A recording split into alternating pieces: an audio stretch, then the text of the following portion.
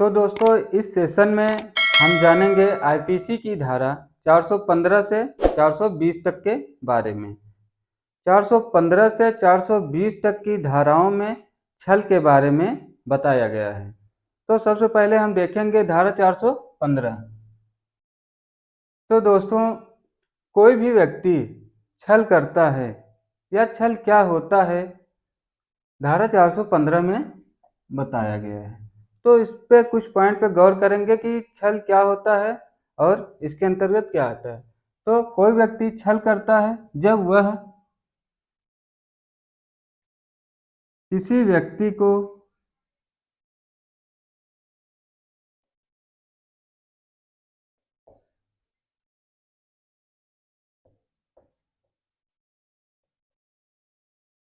कपटपूर्वक या बेईमानी से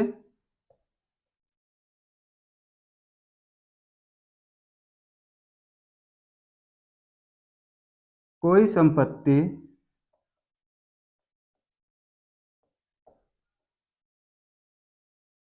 परिदत्त करने के लिए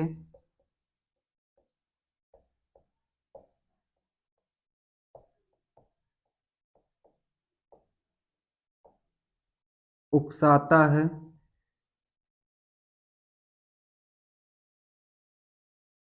तो पहला पॉइंट है किसी व्यक्ति को कपटपूर्वक या बेईमानी से कोई व्यक्ति संपत्ति परिदत्त करने के लिए उकसाता है। दूसरा, प्रवंचना करके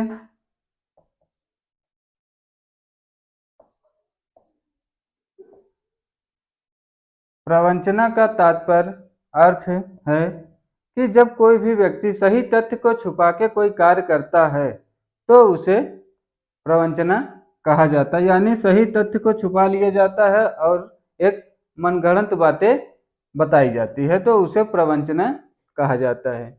किसी व्यक्ति को मानसिक या शारीरिक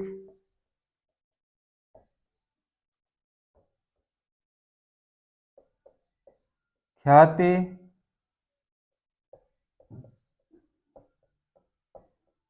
या सांपत्तिक कोई भी व्यक्ति किसी व्यक्ति को कोई संपत्ति परिदत्त करने के लिए उकसाता है, उत्प्रेरित करता है और प्रवंचना करके बेईमानी पूर्वक, कपट पूर्वक और ऐसा कार्य करता है कि जिससे सामने वाले व्यक्ति को मानसिक क्षति, शारीरिक क्षति, ख्याति संबंधी या संपत्तिक प्रॉपर्टी संबंधी नुकसान हो सकता है। एक एग्जाम्पल के तरीके से हम समझेंगे जिससे आप बहुत ही आसानी से समझ पाएंगे। कोई भी व्यक्ति है, एक सैंपल दिखाता है और कहता है कि बाकी और भी सामान इसी सैंपल के अनुरूप हैं, लेकिन वह जानता है कि और भी सामान जो है जिसके संबंध में वह सैंपल दिखाता है वह उसके अनुरूप नहीं है, लेकिन वह उसके अनुरूप बताता है कि बाकी सामान भी सेम है उसी सैंपल के अनुरूप। तो वह व्यक्ति इस धारा के अंतर्गत छल करता है। एक एग्जाम्पल और हम समझेंगे कि कोई व्यक्ति है, वो नकली हीरो या नकली सोने के सैंपल दिखाता है और कहता है कि यह असली है। तो और वह व्यक्ति जान भी रहा है कि वह जो चीज दिखा रहा है, सोना दिखा रहा है या हीरा दिखा रहा है, वह नकली है, लेकिन तब भी वह ऐसा कर रहा है, सामने वाले को विश्वास दिला रहा है कि वह असली है और वह ऐसा विश्वास करने के लिए उसको उकसा रहा है, उत्प्रेरण कर रहा है, उसका उत्प्रेरित कर रहा है उसे। तो वह 415 के अंतर्गत छल करता है। छल की क्या पनिशमेंट होगी हम आगे देखेंगे और इसके बाद हम देखेंगे कि धारा 416 में क्या प्रावधान है। तो दोस्तों अब हम देखेंगे धारा 416 प्रतिरूपण द्वारा छल। प्रतिरूपण द्वारा छल क्या होता है? जब कोई व्यक्ति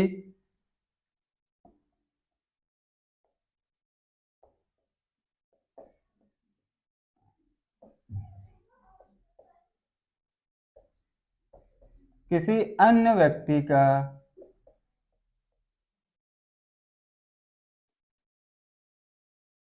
रूप धारण करता है,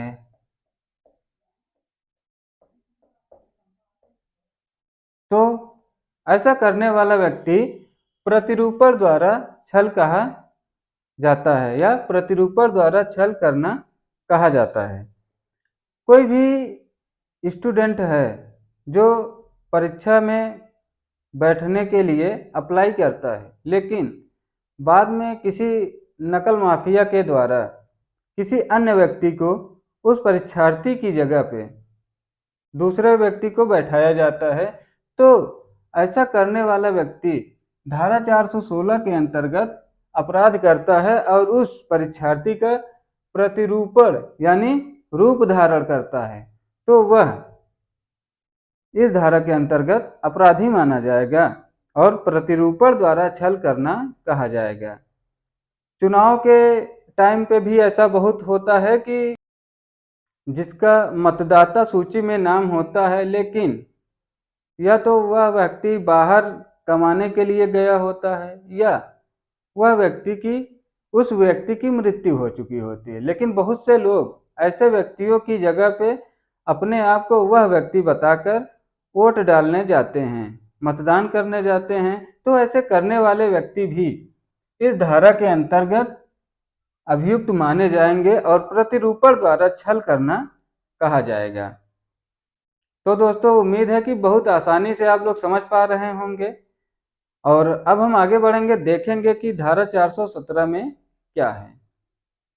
तो दोस्तों, धारा 415 में छल को परिभाषित किया गया है और बताया गया है कि क्या छल हो सकता है, और जो कोई भी धारा 415 में बताए गए तथ्यों के आधार पर छल करता है या अपराध करता है, तो वह व्यक्ति धारा 417 के अंतर्गत दंडनीय होगा, जिसकी सजा कारावास,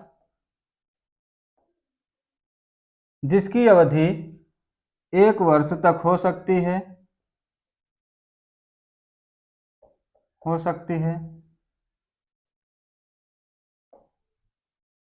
या जुर्माने से या दोनों से दंडित किया जाएगा।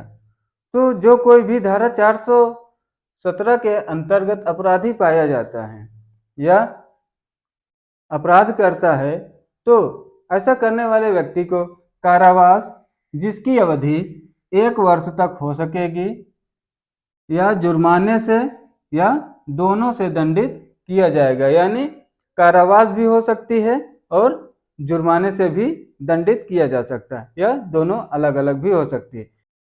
तो दोस्तों, अब हम देखेंगे धारा 418। तो दोस्तों, इस ज्ञान के साथ छल करना कि उस व्यक्ति को सदोष हानि हो सकती है जिसका हित संरक्षित रखने के लिए अपराधी आबद्ध था। तो दोस्तों, किसी भी व्यक्ति को विधि द्वारा या संविदा द्वारा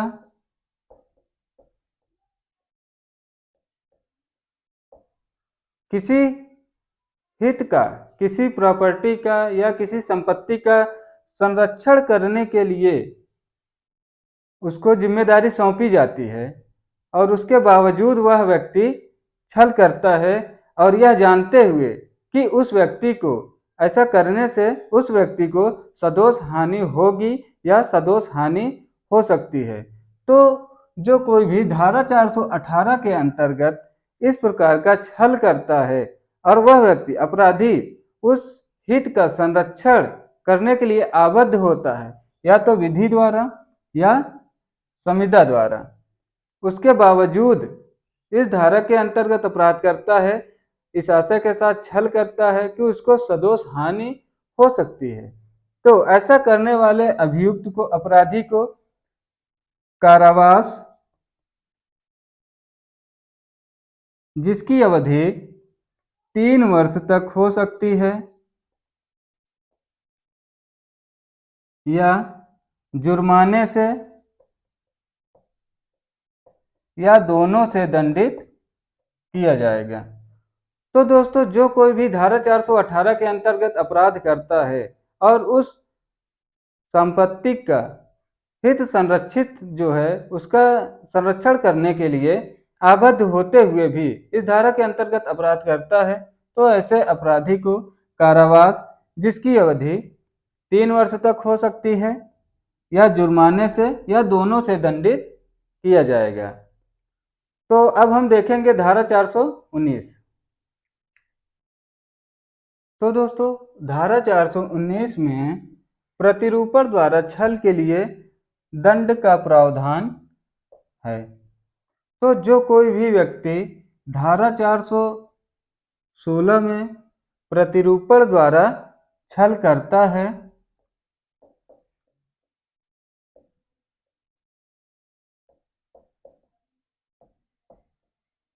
धारा 416 में प्रतिरूपण द्वारा छल करता है, ऐसा करने वाला व्यक्ति धारा 419 में दंडित किया जाएगा, जिसकी सजा कारावास,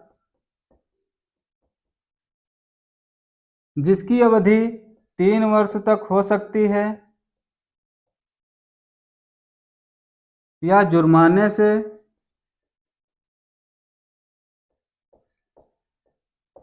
या दोनों से दंडित किया जाएगा। जो कोई भी व्यक्ति धारा 416 में प्रतिरूपण द्वारा छल करता है, तो ऐसा करने वाला अपराधी धारा 419 में दंडित होगा, जिसकी सजा कारावास 3 वर्ष तक हो सकता है, या जुर्माने से दंडित किया जाएगा, या दोनों से दंडित किया जा सकता है। अब इसके बाद हम देखेंगे धारा 420 और उसकी क्या सजा हो सकती है, साथ में वो भी देखेंगे। तो दोस्तों, इस धारा में छल करना और बेईमानी से संपत्ति परिदत्त करने के लिए उकसाना। परिदत्त का मतलब देना, उकसाना। पिछली धारा 417 में छल के लिए दंड का प्रावधान किया गया था, जिसमें कारावास 1 वर्ष तक या जुर्माना या दोनों का प्रावधान था। लेकिन इस धारा में सजा का जो प्रावधान है वो 7 वर्ष तक हो सकता है। 7 वर्ष तक हो सकता है।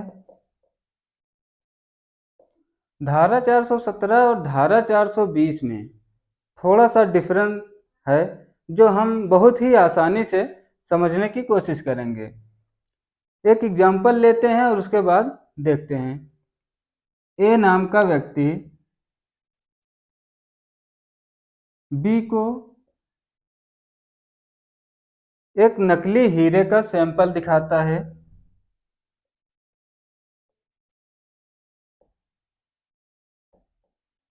नकली हीरा है, उसका सैंपल दिखाता है, और यह विश्वास कराने के लिए उसको उकसाता है, उत्प्रेरित करता है कि वह ऐसा विश्वास कर ले कि वह हीरा असली है। तो ए धारा 417 के अंतर्गत दंडित किया जाएगा। लेकिन जब ए के द्वारा बी को उकसाया गया और बी उस नकली हीरे को असली मान लेता है और उसके बदले में वह कुछ रुपए या कुछ संपत्ति उसके बदले में ए को दे देता है, और जैसे ही ए पैसा प्राप्त करता है बी से, तो ए धारा 420 के अंतर्गत दंडित किया जाएगा। जब छलकर्ता के द्वारा कोई संपत्ति परिदत्त हो जाती है या कोई संपत्ति है वह नष्ट हो जाती है या किसी मूल्यवान प्रतिभूति में संपरिवर्तित हो जाती है, तो जैसे ही वह संपत्ति नष्ट होती है या मूल्यवान प्रतिभूति में संपरिवर्तित होती है, वह संपत्ति परिदत्त की जाती है, और जैसे ही परिदत्त होती है, नष्ट होती है या मूल्यवान प्रतिभूति में संपरिवर्तित होती है, तो वहां पे धारा 420 लागू हो जाएगा। और नहीं तो साधारण छल के अंतर्गत जो है वह व्यक्ति धारा 417 के अंतर्गत दंडित किया जाएगा।